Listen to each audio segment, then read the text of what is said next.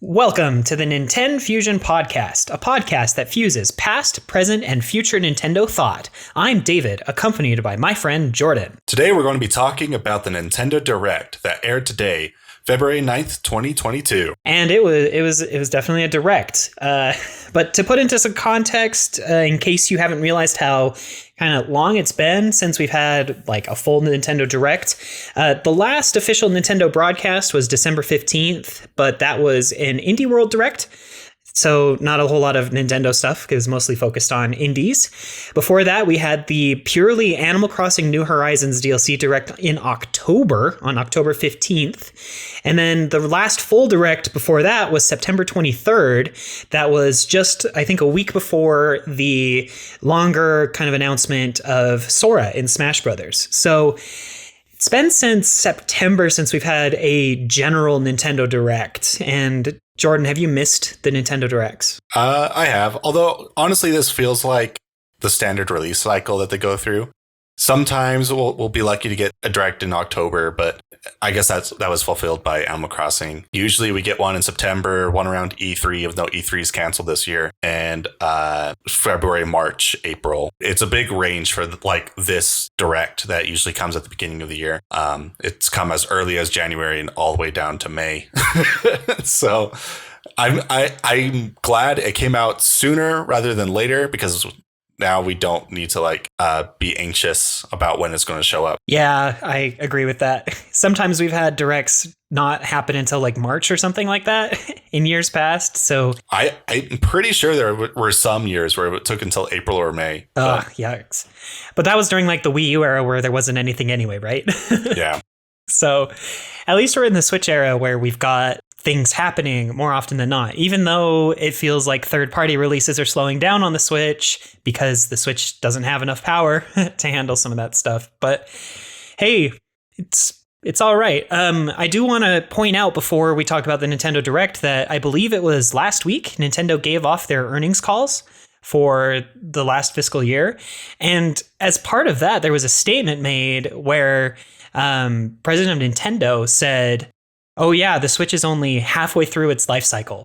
I don't know if you heard about that, Jordan. What do you think about that? Yeah, I heard about it. I don't take those statements as fact ever, honestly. Right. Nintendo says this kind of stuff all the time. Like when the Switch got announced, they were like, "Don't worry, it's not replacing the 3DS. The 3DS has many years to go." And then the 3DS was out like the next year. So yeah, I guess to their credit, they did still release Luigi's Mansion remake and Samus Returns remake and a Mario Party game, and I think a WarioWare thing. I don't remember. It was the end pretty of the slim 3DS pickings life for the 3DS when the Switch came out. For real. But I mean, if we are to believe them that we're halfway there, that sure does mean there's a lot more content. Maybe the halfway mark also means that there really is an updated revision beyond the OLED in the works, like has been rumored for years. But I'm not going to place any money on that. Well, this March is the 5-year anniversary of the Switch, which usually is how long console generations last with Nintendo. Yeah. I think, the Wii was 7 years, I believe. So 2006, 2013. Was it 13 or 12 when the Wii U came out? I think it was late 12. It might have been early 13. Okay, so it was 6 years. Yeah. So 6 years. And that's about as long as these generations ever really last. So maybe we'll just get something next year. Maybe it's a 6-year life cycle. Maybe. The Wii was successful, so it got 6 years. The Wii U was not successful, so it got 5 years. I don't know. So halfway, that might not be taken literally. So 10 years might not be what they really mean. They might really mean 9 or 8 years. And so if the next Switch were to come out next year or the year after, God forbid, and then they just have it planned that the Switch will continue print 2 years after its successor is released, then yeah, right now is still considered the halfway point, right? Yeah. I mean, we'll have to see what ends up actually happening. I mean, it might be that the Steam Deck makes Nintendo scared all of a sudden, with the kind of sales that it has and the amount of reach it'll have with a huge chunk of the Steam library being available on handheld now. So maybe Nintendo's going to try to push I don't think the Steam Deck is really going to be eating the same market share out of the Switch. Yeah, you've got a point there. I think it's going to be successful. I'm really excited for the Steam Deck. I've already got mine reserved, and I'll get it as soon as I possibly can. And honestly, it's going to make me want to buy my games on Steam rather than the eShop. Yeah. So maybe it is competing a bit in the Switch space. But like, I do still own a Switch. So like, Nintendo cons or exclusive games will be fine. But like multiplats, yeah, the Steam Deck's going to make me switch over.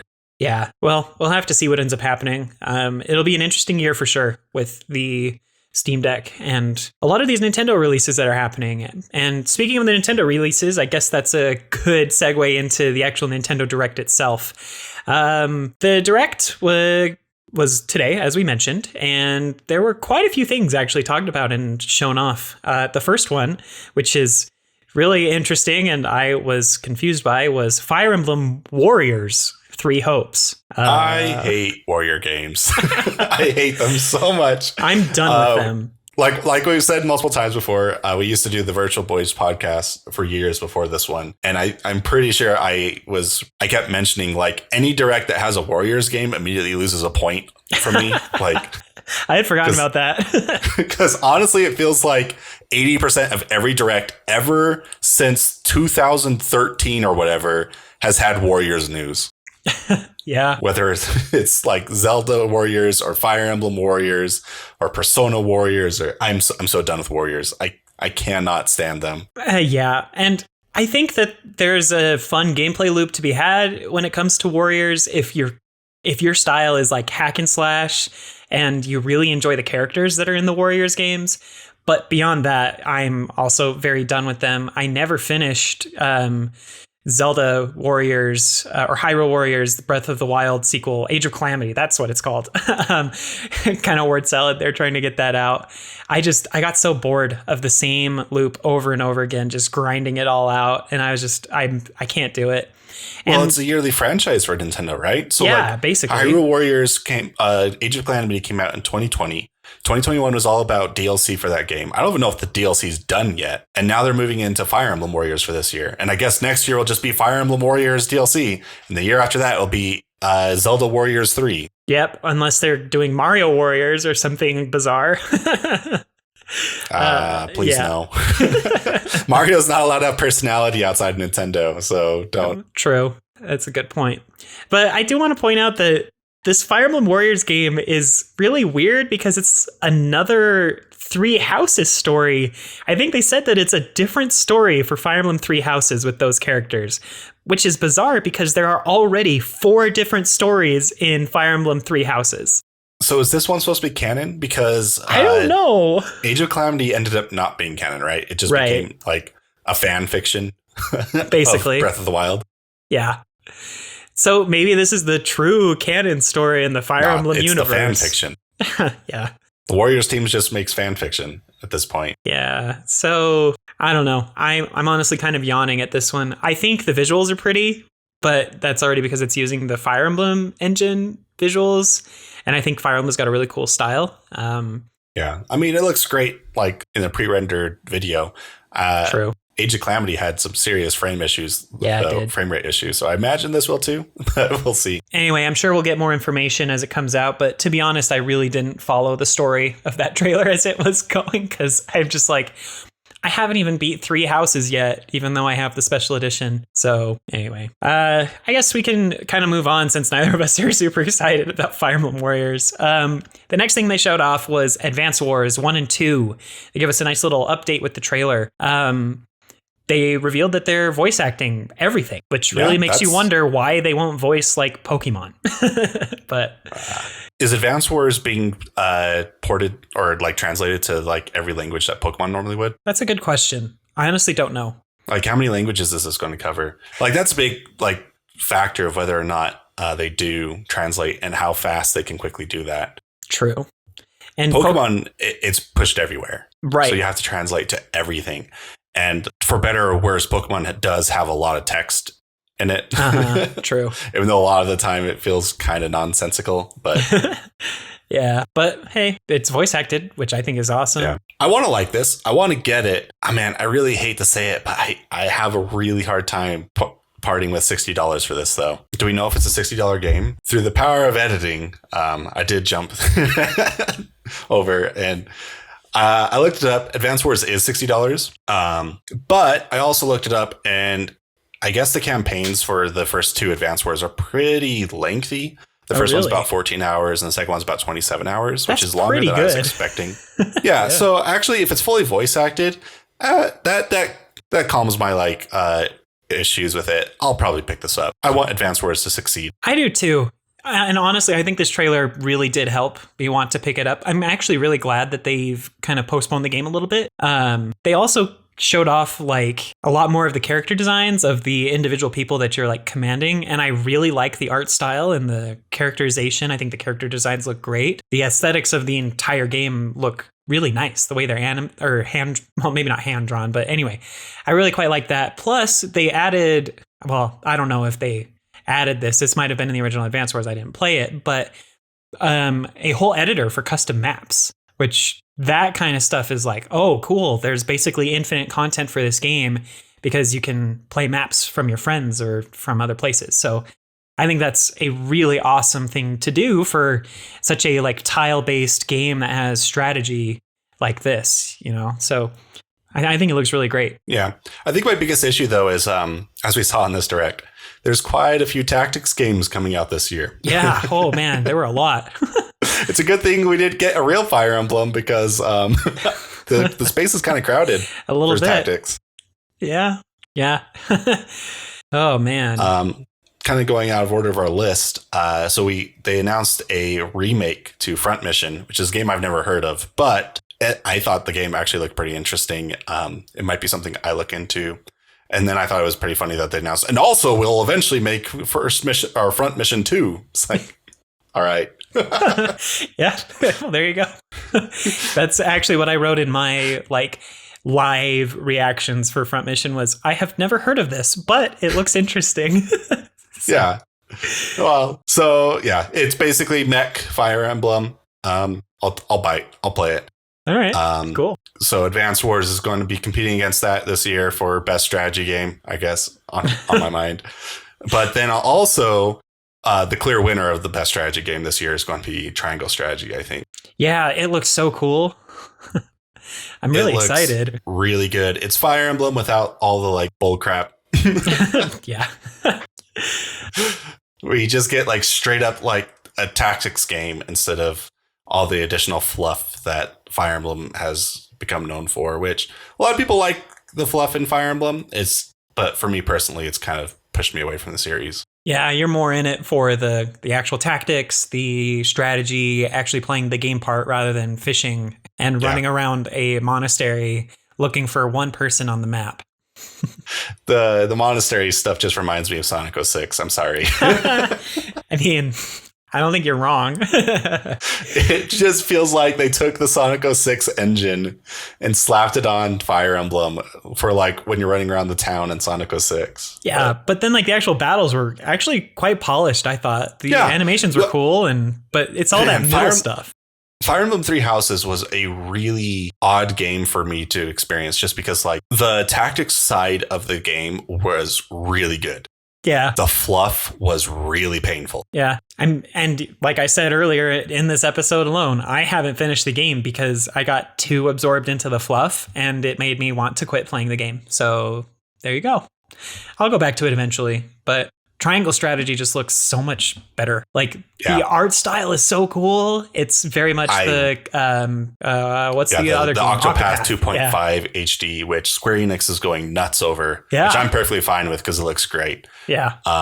So like Octopath has it, Triangle Strategy is getting it. I believe we're getting a Dragon Quest remake with the same style of art style.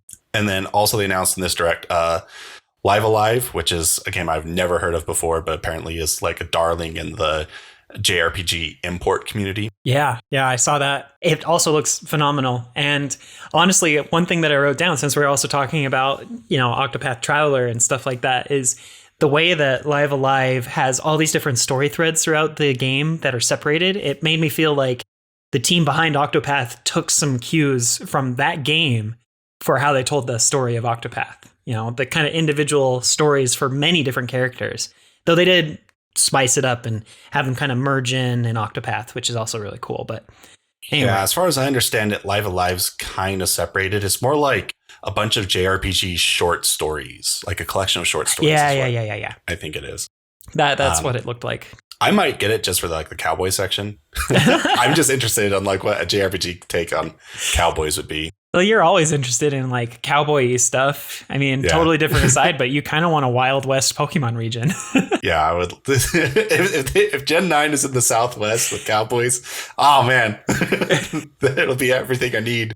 Yeah, that'd be awesome. One other like JRPG thing that was announced kind of as a remake. I mean, this is a remake, or more of a remaster, but they also are doing a remaster of Chrono Cross, which I might be getting that one because I've heard amazing things about the whole Chrono series. Well, at least a handful of those games, Chrono Trigger, Chrono Cross, those ones are like darlings in the RPG community as well. And it looks really great. And one of the cool things that I thought was cool that they added was a mode that removes enemy encounters. So they must be trying to target some of those people that are interested in JRPG stories, but aren't so interested in grinding through all sorts of random encounters. So I thought that looked pretty cool. And that's coming out in April. So lots of JRPGs and strategy-based games are coming out this year. It's pretty fun. Yeah, this direct was pretty heavy on the JRPGs and tactics games, which is fine. I got my tactics games at least. Yeah. So it's no secret I'm not huge on JRPGs, but whatever. Yeah. Kind of moving away from the JRPG stuff, I did want to mention a couple of other like port things that are kind of coming. The first one, Star Wars Force Unleashed. Thought that was very fascinating, especially since it's not a remaster. Yeah, it's a straight up port, but are they porting the Wii version? It looks so bad. I know, it looks awful. I don't think this is the 360 version. I think this is just straight up the Wii version. Well, they did say that they're adding in like a whole bunch of the motion control stuff for the Joy-Cons, with the Wii remote had. So maybe it is the Wii version. I think it's just straight up the Wii version. I don't know, man. I remember Force Unleashed being pretty okay when it came out. Yeah, I enjoyed it when it came out. Yeah, I thought it was fun. It was a bit forgettable, but it was a good popcorn game that you just kind of like played for a few afternoons, then forgot about. Yeah, but it doesn't look that great on Switch, and I'm not getting it. I'm sorry. As much as I love Star Wars, I'm not getting this game. I don't need to play it again. Well, on top of that, with its motion controls, every game that tried to do the sword fighting motion controls was just obsolete when Red Steel 2 came out. So yeah, for real.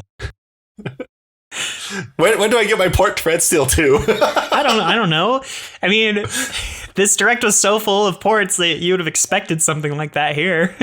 I swear I'm like the only big fan of Red Steel 2, except for I think Ubisoft still kind of likes it. I don't know. There was one direct with like Ubisoft, not direct, but E3 presentation where they had an interview with like the head of Ubisoft, and on the desk behind him was like on full display Red Steel 2. And this was like 5 years ago. I got a kick out of it. I was like, oh man, maybe they're like teasing them to return to Red Steel. No, he's just a fan. He likes his collectibles. That's funny. Yeah. And speaking of more ports, also Assassin's Creed, the ISO collection is coming. So woo. I don't care too much for Assassin's Creed, though I've never played it. I hear that I'd probably like it, but I just this is supposed to be like the one that everyone likes. Oh yeah. I don't Assassin's Creed. Yeah, I don't really care. But on top of that, another port, Kingdom Hearts. They showed it off again. Jordan, are you excited for Kingdom Hearts? So wait. The titles on Kingdom Hearts make no sense. Are these different ones than the ones that were announced during last Direct? No, these ones are like... So what they were trying to show with this is these are the PlayStation 4 titles, like the discs that you would buy, that are going to be available on the cloud. And what they were basically showing is they're going to have a collection where you can just get all three of them in one package rather than having to buy them separately. It's bizarre. I feel bad for the people who bought them separately a few months ago. I know, right? Especially since they come out like tomorrow anyway. Anyway. I love Kingdom Hearts, but honestly, I would so much rather play them on native hardware. I don't want an internet connection to have to play Kingdom Hearts. If you have a PlayStation 4, just get them for PlayStation 4, because you can also get them for way cheaper on the PlayStation than you would on this cloud version. But we don't have to sit and talk about Kingdom Hearts forever. I'll get too lost in it. Yeah. What else do we have? Well, Jordan? there was also KLONOA, which is cute. It's neat. It's always been a game that's been on my list to eventually try, like my entire life. So I don't think I'll ever end up actually getting to it. Yeah. But it's good for the fans, I guess. The gameplay looked a lot like kind of Kirby 64 does, where it's that 3D environment, but it's 2D. And it's from that same like era too. Mm. So like these games are old. Portal. Yeah. Both Portals, which is good. Yes. Like Portal 1's great and all, but it's pretty short. Portal 2 is one of the best games ever made, in my opinion. I agree with that. Absolutely. And so it's nice to get them both. I think it's nice of Valve to release these just a few months before their own handheld console comes out. I thought that was interesting. Yeah. What kind of timing is this? But whatever. I guess Valve just really doesn't care. Right. I think it was because they wanted to play around with the Proton engine. They probably keep the source code of Portal around specifically to tweak the Proton engine. So they were just like, we can port this to Switch real fast. That'll be easy. It's Valve's original Doom. Yeah, yep. That makes sense. Basically. Like Doom gets ported to everything too. Yep. So we got that. Beyond that, I can't really think of much else. There was also SD Gundam Battle Alliance. I don't really care for that. It looks like Lego. There was a lot of ports, and it's fine. It's fine. None of the ports are like really earth-shattering ports, right? No. Which is the trend we're starting to see with third parties. When like the Switch first came out, everyone was really shocked because we were starting to get like snowball into ports that you wouldn't expect to show up on the Switch, like Doom and Witcher 3 and stuff like that. Yeah. And now it's like everything kind of feel like we're going back two generations before Doom. Yeah. I mean, with Star Wars Force Unleashed, we're going back to the Wii era. Like now we're getting the PlayStation 2 and the Wii and the PlayStation 1 games. Like, woo, so exciting. So basically all the third-party studios, they're moving to next gen. And Nintendo doesn't seem to want to move to next gen. No. And so we're not going to see a lot of third-party support, I think, going into the next few years, except for stuff like Triangle Strategy, where it's much smaller projects. Yeah, and not as technically challenging or intensive. So that's good. But hey, at the very least, we got a lot of really cool announcements from Nintendo first party, right? I mean, we already talked about Fire Emblem and Advance Wars, but there's a lot more stuff they showed off. Yeah, so like Nintendo is still firing on all cylinders with their first party stuff, which is probably also a sign to come that we're not getting a new Switch anytime soon because fair. They're not stocking anything up for it, right? Yeah. But probably the biggest surprise this direct was we got a new Mario Strikers, which I'm surprised about. Like everyone kept always telling me like getting another Mario Strikers is impossible because they gave too much personality to the characters in Mario. Yeah. And so we got a new Mario Strikers and they didn't take the personality away. No, the characters actually look like they did back on the Wii, which is funny because that was the last entry we had was Mario Strikers Charged on the Wii. So either they took the criticism from the latest Paper Mario game, or in order for Mario to have personality, you have to be an internal studio at Nintendo, and Next Level Games recently got bought out by Nintendo. Yeah, so. I was about to say, like, Next Level Games is finally internal to Nintendo, so that's probably why they have permission. So unfortunately, Intelligent Systems does not have the same creative freedom as Next Level Games. Which is crazy because Intelligent Systems should just have that same freedom because they've been with Nintendo for so long. What's interesting is that they're allowed to have that kind of freedom with the WarioWare games still. Oh, yeah, fair. It's just Mario. And like Wario is still part of the Mario like universe. Right. It's just Mario specifically Nintendo has like a death grip on only when Intelligent System and whoever makes the Mario Golf games, Camelot. Yeah. Anytime Camelot or Intelligent Systems like touch Mario, Mario's not allowed to have any personality. But I guess Next Level Games is allowed to. And it looks so good. Like I was watching, I'm just like, okay, yeah. It looks a lot like the Wii game, which I'm totally fine with that. The style of that game is awesome, but with actual HD graphics and they look really nice. The game looks actually like buttery smooth. They've also kind of upgraded a lot of the things that happen in Mario Strikers Charged with this new Mario Strikers Battle League. And that's like, you can change what gear your characters are wearing, which honestly feels a lot like the kart parts in Mario Kart 8, where you can kind of pick and choose individual pieces to adjust your individual stats. Like some of the stats they listed were like speed, control of the ball, power of your shots, stuff like that, which awesome. And then they're also replacing the Mega Strike with the Hyper Strike, which honestly looked incredibly similar and has basically the same idea where you do this really powerful shot and it counts for 2 goals if it goes in. But now you have to run around and collect orbs to build up the charge for it. But it honestly looks really awesome. Looks really fun. They added Rosalina to the game, which I'm a huge fan of. So thank you, Next Level Games, for at least adding her. Well, Rosalina kind of feels like the main part of the main Mario cast at this point. Yeah, absolutely. There's a Rosalina Luma at this point. So. True. They're also adding a lot of online stuff, like these online clubs. So instead of a ranked mode where an individual competes, you can join up with a handful of friends and you all together can compete and get scores kind of individually to boost up your club, which I think that's a really cool idea. Yeah. It's nice to actually get online modes in Nintendo games. For real. Maybe Next Level Games will like lead Nintendo into online like functionality for their games. Maybe. I mean, they did add some to Luigi's Mansion of all games. So But yeah, this game looks great. I'm actually pretty excited. I have not gotten a Mario sports game since probably Mario Strikers on the Wii, honestly. The last one I got was Sports Mix on the Wii, I think. I didn't even buy like tennis or golf that came out on the Switch. Yeah, well, golf and tennis, they had so I like the Mario sports games because they have like items and personality to them and like interesting things going on. Mario Golf and Mario Tennis played them straight.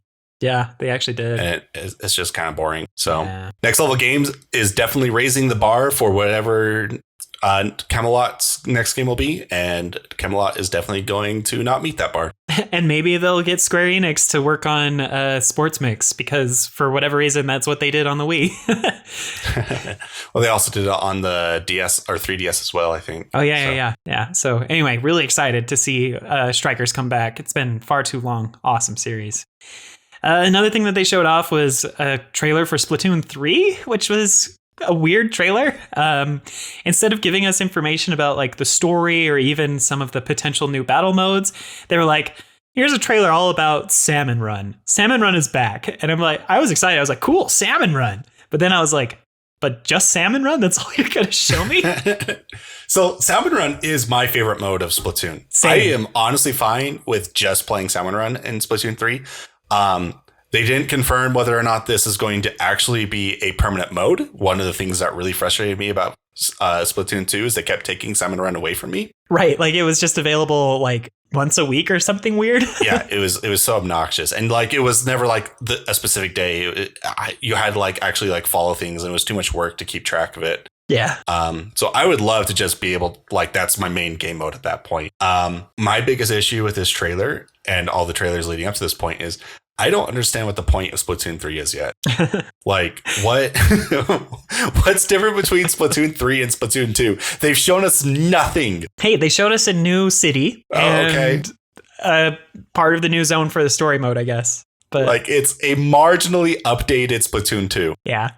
I haven't seen anything that couldn't have just been DLC at this point. And I'm not saying there won't be anything. It's just, come on, Nintendo, give me something to go off of on this. Right. Like, Splatoon 2, it was basically like set up as a game where they could just keep updating it and then have us pay for expansions forever, until like the next Switch. There was no reason for them to do Splatoon 3. I mean, I'm excited for it and I will definitely get it because I love Splatoon, but like I'm with you just sitting there like, okay, why wasn't this just a new story? Someplace that you could just go visit in Splatoon 2. Because a lot of these like, current modern shooter games like, Valorant, Overwatch, those kind of games, they're like adding new content all the time. And I don't get why they just don't do that with Splatoon because they're Nintendo, I guess. I guess money. Like we're both going to get it. That's $120. What would they get from DLC from us? $20 each. So, and even then, maybe not anything because it would probably be included with the Nintendo Switch Online expansion pass because they're doing that with a lot of DLCs. So we'll get to that soon. Yeah. Anyway, I'm excited for Splatoon 3. I wish that they'd show us more. The Salmon Run stuff that they did add looks kind of nifty. Like they've added actual bosses to the mode, which is awesome. Yeah. And new ways to kind of interact with your teammates. Like you're able to throw the eggs rather than you having to go from collecting them all the way to the drop-off point. So there's some more teamwork there. Yeah, I'm really excited to play Salmon Run 3 or Salmon Run. And I'm looking forward to it being a permanent game mode. And it won't go away, hopefully. Hopefully. It's too good for them to get rid of it and have that Honestly, weird I think it's better than the main Splatoon modes, but that's just me. Yeah. So anyway, Splatoon 3. Another one here that they announced was, well, not announced, but they showed another trailer for Kirby and the Forgotten Land. It looks so fun. This was kind of just more of the same, which is fine because it's looking good. It's looking really, really good. It's the 3D Kirby we've always wanted.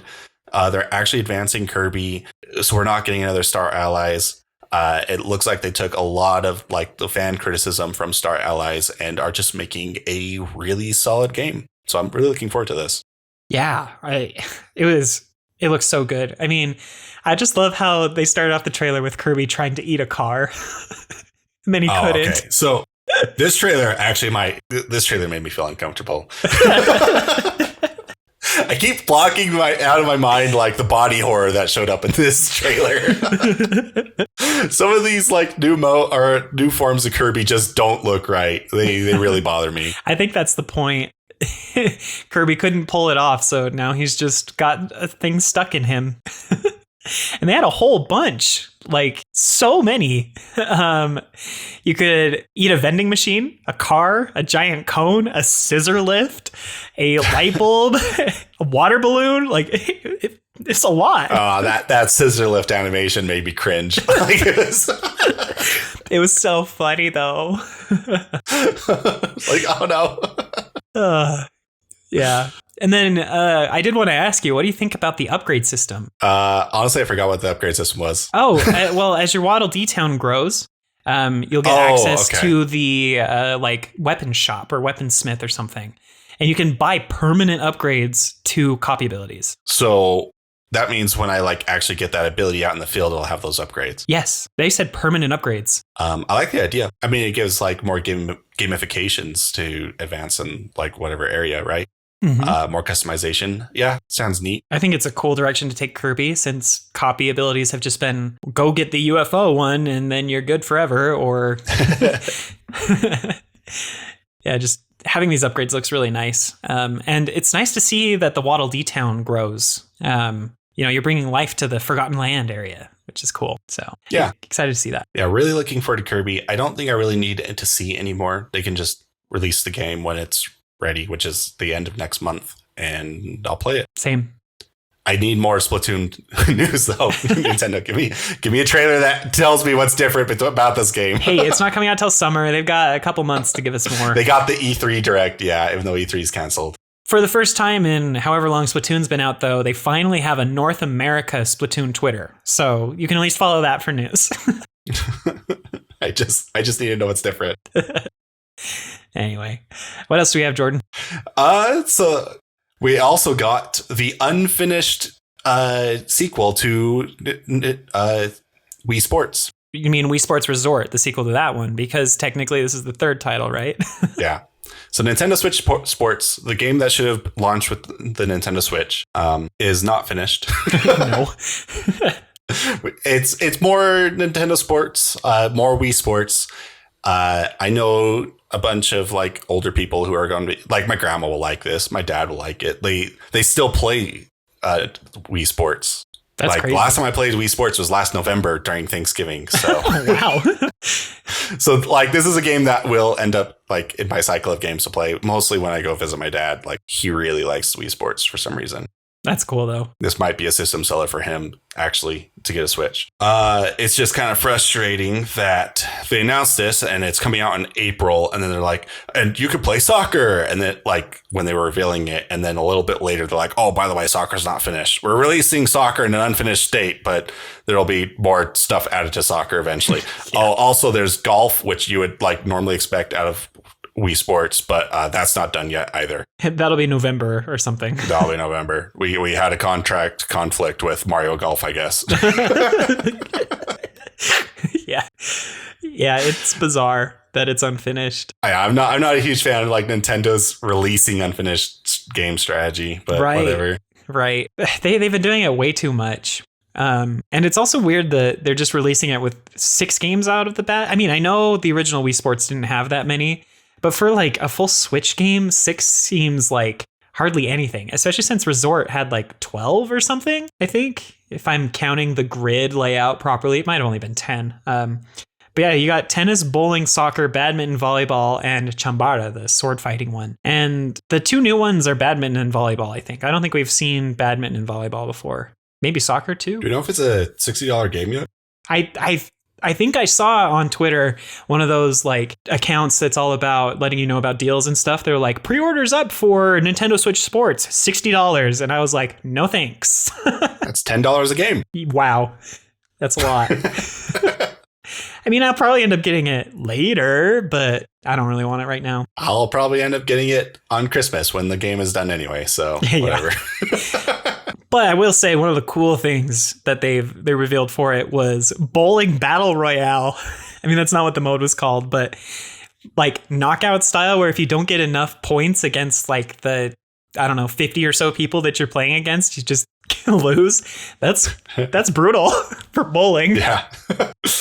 Oh, how far Battle Royale has come. Now we do Battle Royale bowling. Yep. So, anyway, Nintendo Switch Sports would be nice if it was finished. But hey, at least we're finally getting a sports game on the Switch instead of the sequel to 1-2 Switch. This really should have been a launch game, right? Absolutely. This is more proof that the next Switch is not coming out anytime soon. Yeah. Yeah. If any game was going to be a pack-in title for the next Switch, this was it, right? Yeah, Switch Sports or Switch 2 Sports, whatever they want to call it. Maybe they were planning for something to come out this year, but like the shortage for the chip shortage just has pushed the console back, and they're like, just release everything for the Switch then. Yeah, I mean, we've seen a lot of things from the data mining community looking at the OS, that there are references to like 4K SDKs and stuff inside the Switch OS that are just unused because the dock can't support it and it's not enough power. So people have been theorizing for, I guess, over a year now that some sort of pro revision was coming, but who knows? The chip shortage and the pandemic certainly hasn't helped. Well, on to more fun news. We got updates for Metroid Dread coming. Yeah, that was a surprise. Yeah. So we're getting impossible mode. Yeah. What happens in impossible mode, Jordan? You just die in one hit. This sounds impossible. Like, I played through the game 10 times and I'm just like, what? No. There's no way I'm going to be able to get through this. It's going to be its own speedrun category. You know that. Oh, yeah. This is definitely streamer bait. Yeah. Like, the average gamer is not going through this. But for the average gamer, they also made rookie mode. So, yeah. Which, honestly, I think Dread kind of needed. A lot of people that were super new to the franchise were complaining, at least in circles I'm in, about how hard some of the bosses were, especially. So I have a friend who has been stuck at Kraid ever since the game came out, and he still keeps playing the game. Well, good on him for continuing to try, but I feel so bad. Yeah, I feel kind of bad too. It's like, I don't know what to tell you. He's already looked at guides for like every collectible he can get up to that point. Oh my gosh. Has he learned like sequence breaking so that he can go get the bombs? No. Man. So yeah, I think rookie mode is definitely a positive. Some people just they're new to this kind of game, so it's good for it. It opens the door for more people to play. Yeah, and I think accessibility options for pretty much any game is really a great way to get more people to play it and appreciate it. A lot of people like Samus from Smash Brothers. They think that she's a really cool character, but they're kind of turned off from the games because they are pretty difficult. So yeah, especially this one. This one's on the hard end for Metroid series, and that's saying something because it's not like Super Metroid's a cakewalk. No, Dread is rough. So on top of that, they also mentioned later this year we're getting a boss rush mode for the game. So that's kind of fun. Yeah. So this is what I was expecting from DLC for Metroid, because you can't really add another zone or anything. Like the world's already so tight knit and the story is so self-contained. Like you can't, what do you even do for DLC? And really the only answer is boss rush, right? Yeah, absolutely. I think it's needed too. I think that boss rush is a really cool way to show off all the cool bosses they've made. So excited to see it. I'm looking forward to it, especially I believe it's free, right? Yes, it was all free. So it's just something to kind of keep Metroid in the news cycle so people keep talking about it so we can hopefully hit over that 3 million, that magic 3 million arbitrary number that the fans have decided it has to be crossed. It's a weird number, but in recent news, Metroid Dread, it's been reported, has sold, I believe, 2.74 million. So we're pretty close to that number. Yeah, and that's huge for a Metroid game. Yeah, it's one of the best-selling Metroid games. I don't remember how well. Oh, man, I don't know. I think 3 million is like just the number. The reason why everyone keeps quoting that one is because that would make it the best-selling Metroid game ever made, I believe. Well, cool. And Dread's only been out less than a year, so I think they can definitely make it. Yeah, I hope so. Especially with the new mode for easy, which I think was later today or later this week. Yeah, I believe it's later today. So awesome. So it'll already be out by the time this podcast is out. Sweet. Go get it. Dread is so good. Go listen to our episode on it if you haven't. We talked and gushed about it forever. So anyway. I'm surprised we actually got Earthbound news. Yeah. It is what I predicted. Everyone was like, oh man, Toy is tweeting about the Direct. I'm like, guys, it's just going to be Nintendo Switch Online ports. But even that's pretty good because it's really hard to get a hold of these games sometimes. Yeah, absolutely. Basically, your options are, So basically your options are buy a Wii U or spend $200 for a cartridge or spend however much the SNES minis are going for. Yeah. Or go through other means that we're not going to talk about here. Nope. So it's nice to see official ways to play it that's actually really accessible because they're just for the NES and SNES, which do not require the expansion pass. So this definitely gives me hope that when we do eventually get not the Virtual Boy, the Game Boy Advance for the Switch, that maybe they'll complete the trilogy. Like, I sure hope fans have been asking for it for quite some time. I mean, they're definitely going to put Mother 3 on the Japanese one, but if they're going to actually like finish the localization for English, who knows? Well, like the people who made the fan translation have already said Nintendo's allowed to just use that. Yeah, just take it. It's not a matter of work. It's a matter of Nintendo just doesn't want to do it. Yeah, for whatever reason. Even though I think Mother 3, I think Earthbound has the best story out of the three, but Mother 3 definitely is really good. Yeah. Honestly, I think Mother 3 is my favorite. It's my favorite too, actually. The story is less connected. I don't know how to describe it than like the other Mothers. Well, it very clearly follows a chapter-based style rather than a continuous but then story. Halfway through it decides to stop. Yeah, pretty much. But that's because of it was in development hell for so long. When Itoy originally pitched Mother 3, he did want it to be a chapter system where every chapter had a different main character to it. So it was kind of like a series of short stories that are loosely connected to each other. And that's how you would talk about it. And the game got canceled for the N64 and went through development hell. And you can clearly see that there's this clear cut between the first half of the game story, narrative direction wise, and the second half. Well, there's a time skip too. So yeah, but the entire structure of narrative just completely shifts in the second half, which is really interesting. So, and that's why I think it was just development issues. So I don't think it's a wrong opinion to say Mother 2 has a better story. I still personally think Mother 3 has the better story though. Yeah, that's a fair point, and that's totally fine. But if you've never played Earthbound before, play Earthbound. It's hard to say if you should play Earthbound Beginnings first or not. The story doesn't really tie in to the rest of the Mother series.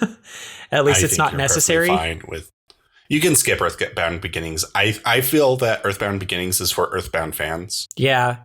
And not for newcomers. It's so old. Like the systems are very old NES JRPG menu stuff. So the SNES at least like subverted a lot of that and had more fun with it. So anyway, really excited to see those on the online. Yeah, and it's nice that like they put a lot of kind of attention to it. Like most games coming out to the NSO, they're just like Twitter posts. But with Mother, like they know that the Mother fan base is really passionate about these games. So it was nice to get like kind of the recognition from Nintendo. Yeah, absolutely. So even though it wasn't really much work on their part, like they just uploaded some ROMs. Throw the ROMs in the folder of the app that contains ROMs and add an art. So that's Earthbound. Really excited for that. Really, really excited to play through that again. The next game that we thought we'd talk about here now is Disney Speedstorm.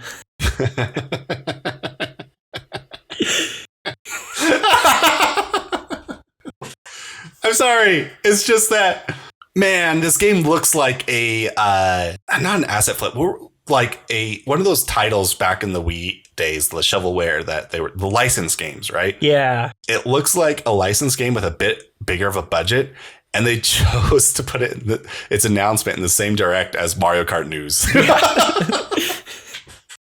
Like, for real. I mean, Disney Speedstorm is basically Mario Kart with Disney characters from all over the Disney IPs. Like literally you can see Pixar characters, Mickey Mouse is a featured character, and even Captain Jack Sparrow, which, man, I can't wait to race around and play as Jack Sparrow. But it's also free to play and has seasons. So, I mean, might be worth just picking up because it's free just to see how it plays. But it feels so lifeless, though. Like the characters just don't feel like they exert much Disney energy to them. I don't know what it is. I can't put my finger on it, but I don't know. It was really hard to tell like who the character was driving the cart unless it was Sully. Like Sully was like the only recognizable character from behind. Right. It wasn't until they like flipped the camera around or something to show the characters in the carts that you could see who it was. And I think part of it is just they make all the characters wear like this dark clothing that's not what they would wear in their movies or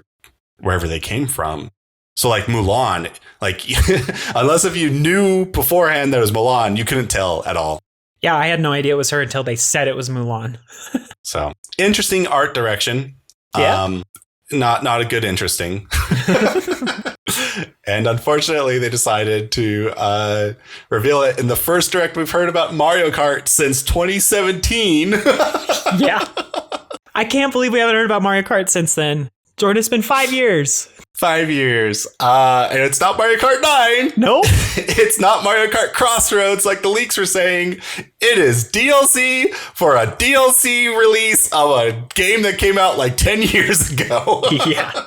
Wow, we are never getting Mario Kart 9. Nope. I mean, yeah. I will say that the Mario Kart 8 engine is actually phenomenal and I love playing it, but it has been so long since we got it. Yeah. But what like season pass are we on now? So is this the third or fourth season pass for Mario Kart 8? I think they had 2 different DLCs for Mario Kart 8 back on the Wii U, and then Mario Kart 8 Deluxe had it all. Yeah, Deluxe. Did Deluxe add anything new at all? Deluxe added a couple of characters. Okay, so Deluxe counts as another season pass in my mind. Right, especially since they also added 200cc to Deluxe, and also they fixed the boosting mechanics and the speed mechanics.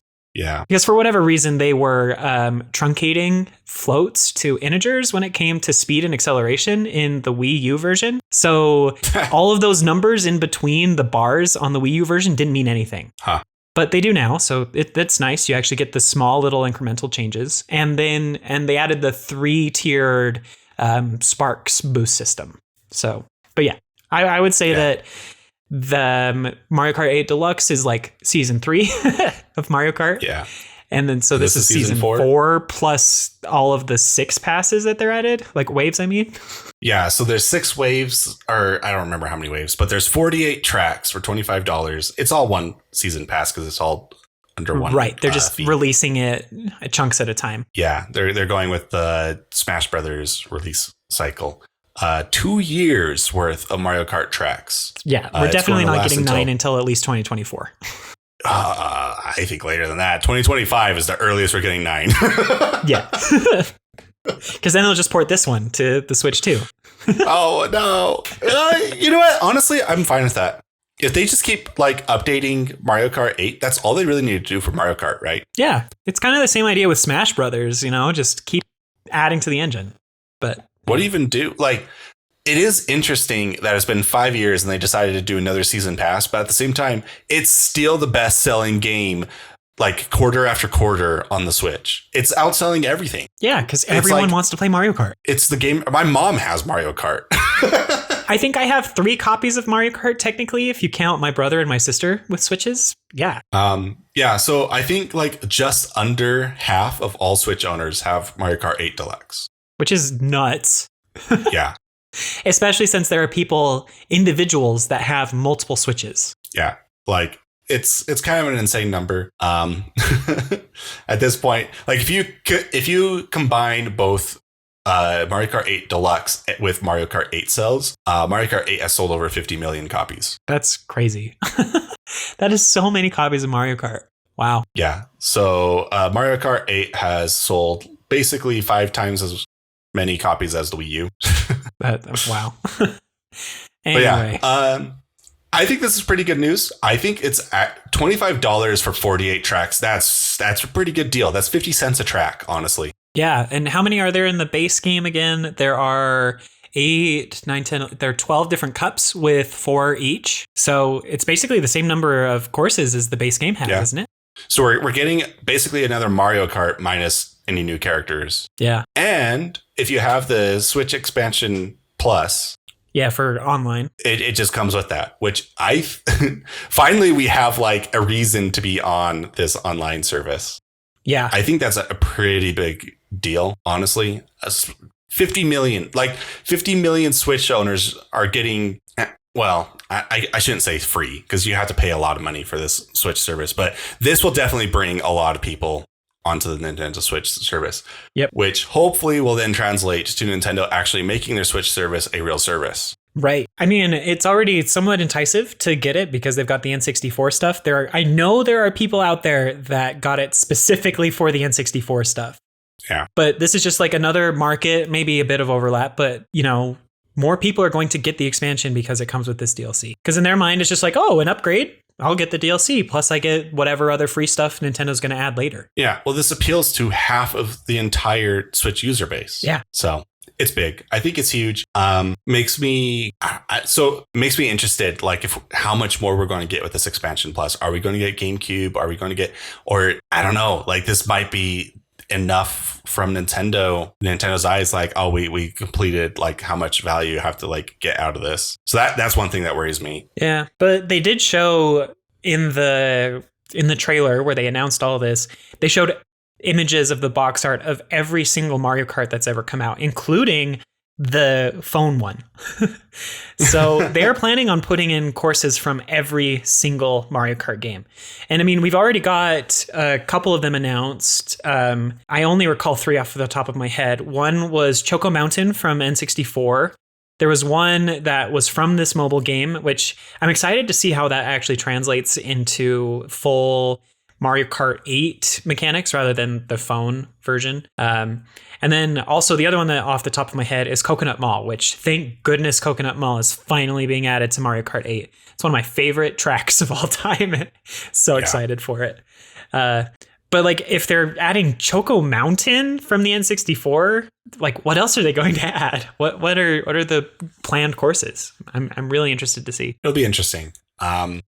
Yeah. So, well, and we already had like a bunch of like remix courses from older Mario Karts in Mario Kart 8, right? So 4 of the 12 cups are purely remixed tracks. So we're going to have a total of like 72 remix tracks. That's quite a bit. Yeah, which in a lot of ways makes sense for them because those are already pre-designed courses that they don't have to make up. They just have to modernize it with the like underwater stuff and the potential loops or anti-grav portions. Yeah. I still think they have to do more than 50 cents worth of work per track. Oh, yeah. But I think this is a pretty good deal. They've made Good so on much Nintendo money for off this. of Mario Kart 8 Deluxe that alone, I think, has paid for all of the dev work for this. Yeah. Well, now we know what Retro's been doing for the last 5 years, 10 years. Right, because they definitely worked on 7, and then they collaborated with 8, right? They did a whole bunch of the work. Yeah, they do a bunch of the side tracks, and then they just twiddle their thumbs. Waiting for Nintendo to give them a project, which they have now with Metroid, but they didn't for a while. Or so we think. Maybe. Anyway, we'll see. But yeah, Mario Kart 8 DLC, that's a huge announcement, and kind of out of left field, honestly. So excited to see what they do with that. That's pretty much everything except for the last game, I think, that we have, which is Xenoblade Chronicles 3. I flipped out. I don't know if I've made it clear on this podcast before, but Xenoblade Chronicles 1 and 2 are two of my most favorite games of all time. And I'm a huge Zelda, Mario, Metroid, and Pokemon fan. I love all of those games. And some of my favorite games of all time are from a lot of those series. But for whatever reason, Xenoblade Chronicles just like yoinks me in every single time, and I can't get enough of those games. I have 100% completed both Xenoblade Chronicles 1 and Chronicles 2, completing all of the missions, maxing out all of the affinity charts, everything. I am a huge fan of these games.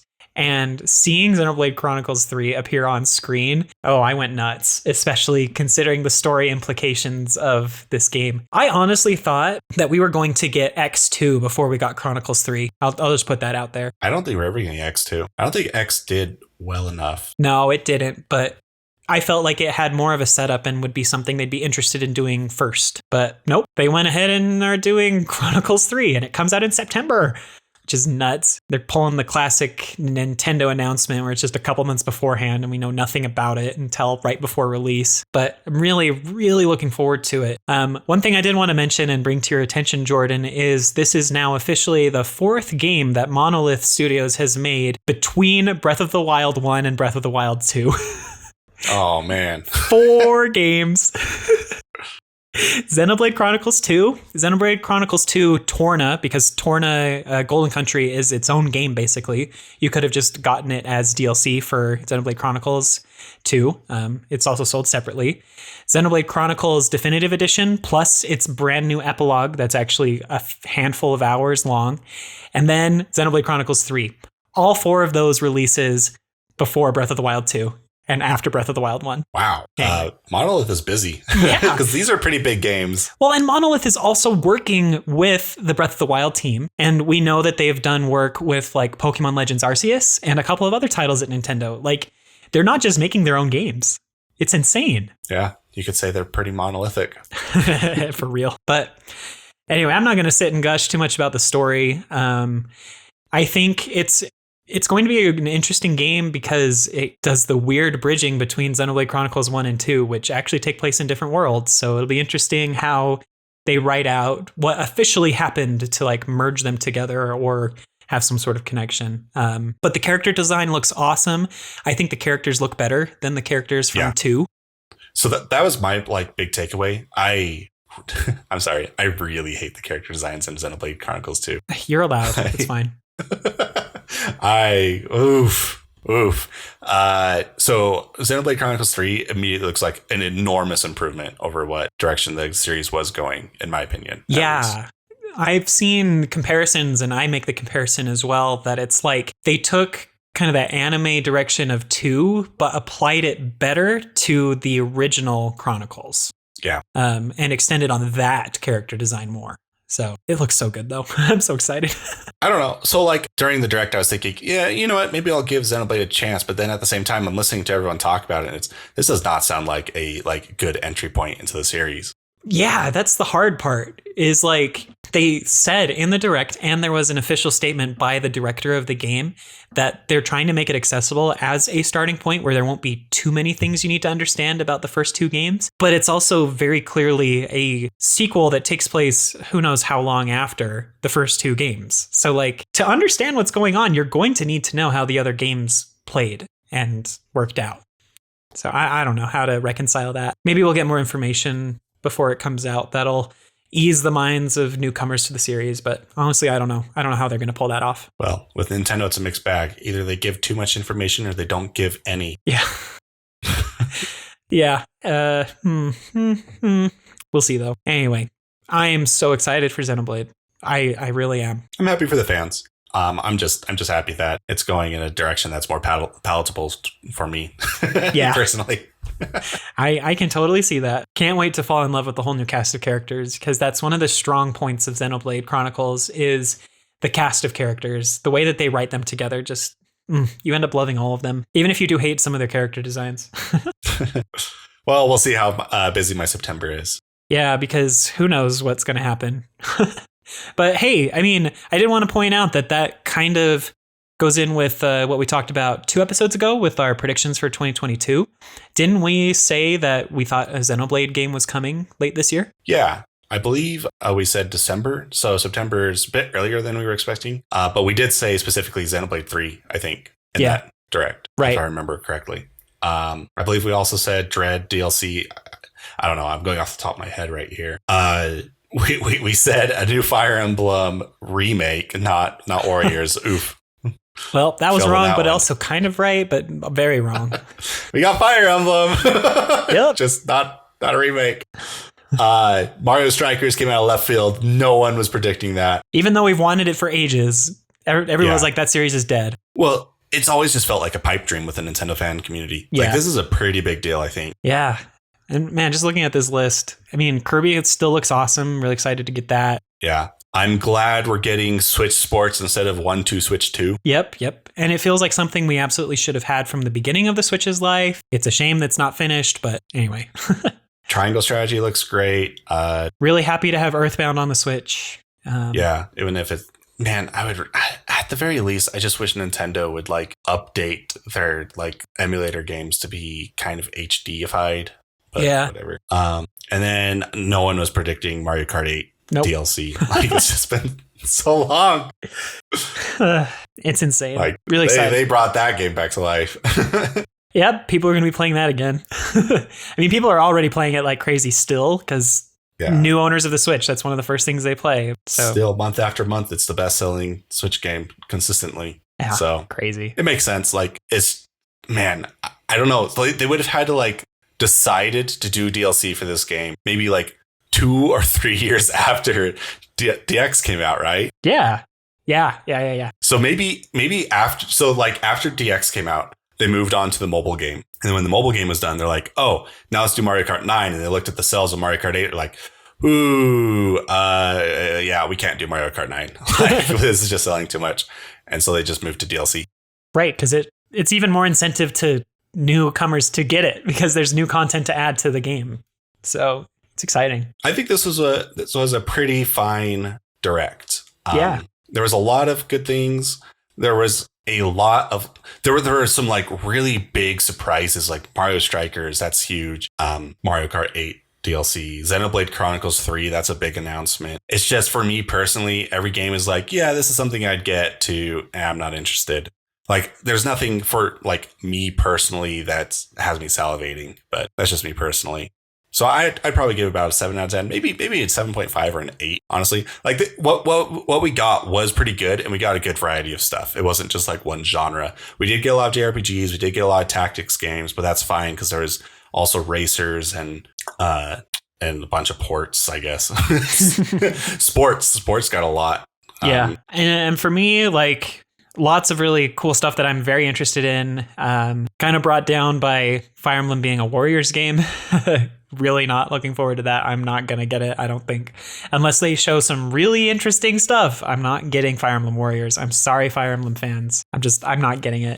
Wasn't the last Fire Emblem Warriors like really bad? I swear people didn't like it. I played like 2 chapters of it and then was like, I'm done. I don't care. It was weird. Hyrule Warriors just felt better, even though it was the earlier release. But yeah, I mean, lots of things for me to be excited about, especially like Mario Strikers. I've loved that series since I was little, since the GameCube one, actually, whenever that was. Splatoon 3, really, really looking forward to Splatoon 3. Kirby, excited for Kirby, you know. happy to see Earthbound, like I've already mentioned. But more than anything, I am absolutely thrilled that we are getting Xenoblade Chronicles 3. So for me, lots of ups, quite a few downs, just because some of that stuff just looked kind of boring and not my style. So in all, I agree with Jordan that there was a lot of variety in the Direct, lots of things for many different audiences to latch onto and enjoy. I can see lots of memes happening for Kirby because of the body horror.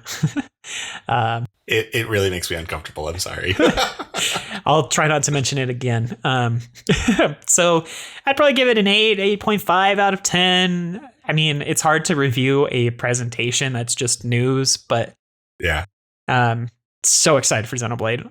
It is hard for me to put into words how excited I am without spending another hour talking about why this game is going to be amazing. So anyway, that's about it for me. Any last thoughts about this Direct, Jordan, before we wrap things up? No, I think I'm good. All right. I'm good too. So anyway, thank you so much for listening to this episode of the NintenFusion Podcast. We've really enjoyed talking about this Nintendo Direct.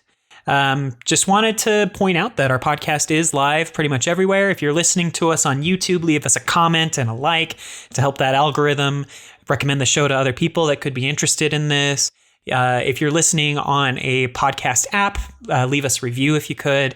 That stuff also really helps us and gives us some direction on how we can improve our own show here. You can find all of the platforms that we're on, including our other social media accounts like our Twitter at anchor.fm/NintenFusion. And also come check out our Discord server if you're interested in talking about Nintendo stuff with us. The link to that is nintenfusion.com/Discord. But with all that said, thank you again for listening, and we'll catch you on the next one. Thanks. Bye-bye. See ya.